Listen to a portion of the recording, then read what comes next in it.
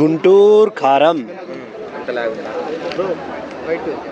పలకడానికి ఎంతసేపు పట్టింది, సినిమా చూడడానికి ఎంతసేపు పట్టింది. నాకైతే సినిమా నేను ఫీల్ అయ్యింది ఏంటి అంటే, మెయిన్గా త్రివిక్రమ్ గారు చేయాలనుకున్న సినిమాలన్నీ అలర్ట్ చేశారు.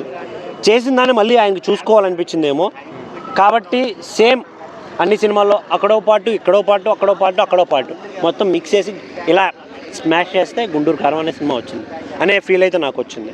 ఎందుకంటే అలా వైకుంఠపురం నాన్న సెంటిమెంటు, గుంటూరు కారం అమ్మ సెంటిమెంట్. అత్త అది వేరే డైరెక్టర్ అన్న.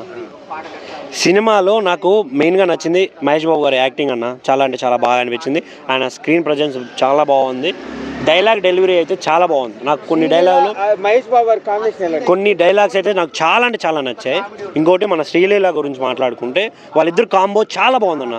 ఎందుకంటే ఆయన మహేష్ బాబు అంటే ఎవర్ గ్రీన్, అమ్మాయిల రాకుమారుడు అని అంటారు. ఇప్పట్లో అబ్బాయిలందరూ కూడా శ్రీలీల అంటే పడి చచ్చిపోతున్నారు. సేమ్ వాళ్ళిద్దరు కాంబో చూడడానికి చాలా చాలా బాగా అనిపించింది నాకు.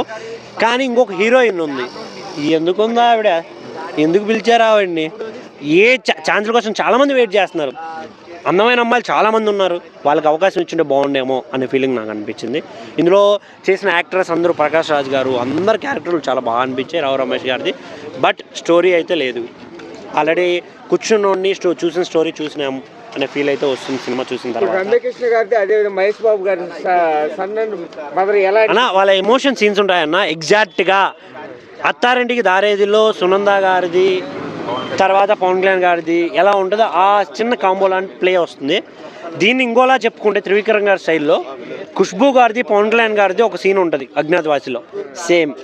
ఇంకోటి రీసెంట్గా వచ్చిన అల్లా వైకుంఠపురంలో మన మ్యూజిక్ సీన్ ఉంటుంది. ఎవరు అల్లు అర్జున్ గారు, సునీల్ గారి మధ్యలో ఒక సాంగ్స్ పెట్టి సేమ్. దీంట్లో కూడా శ్రీలీల, వెన్నెల కిషోర్ గారు అండ్ మహేష్ బాబు గారిది సేమ్. ఇలా చెప్పుకుంటా పోతే చాలా సిమిలర్ థింగ్స్ ఉన్నాయి.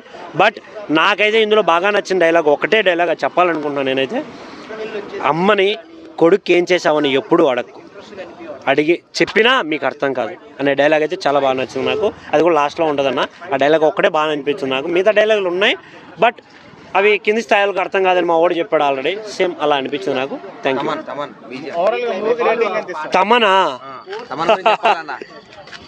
తమన్ మామ కుర్చీ మడత పెడదాం అనుకున్నాడు. ఏంది మామ మడత పెట్టింది నువ్వు? ఆ సాంగ్లో కొంచెం, ఈ సాంగ్లో కొంచెం, ఎందుకు మామ పట్టుకొచ్చి అన్ని మూట కప్పి ఒక కుర్చీ మీద పట్టావు. అది మాట్లాడదామంటే మాట్లాడవట్లా. ఏం చేయమంటారు? సాంగ్లో అయితే బీజమ్స్ బాగున్నాయి అన్న. బట్ ఈ సాంగ్స్ విన్నాం ఆల్రెడీ, వినిపించిన సాంగ్సే కదా. సో నాకు అలాగే అనిపించింది. ఓవరాల్గా అయితే వన్ టైం మహేష్ అన్న కోసం చూడొచ్చు అన్న. Thank you.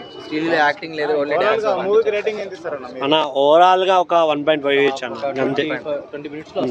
Thank you.